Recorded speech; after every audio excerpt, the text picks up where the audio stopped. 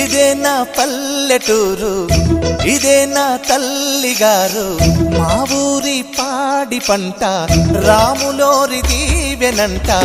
తల్లి గోదావరి నీళ్ళు కడిగ సీతమ్మ పాదాలు, ఊరంతా హాయ్ హాయ్ హాయ్, మనసంతా హాయ్ హాయ్ హాయ్. ఇదే నా పల్లెటూరు, ఇదే నా తల్లిగారు, మా ఊరి పాడి పంట రాములోరి దీవెనంట. రీ రీ రీ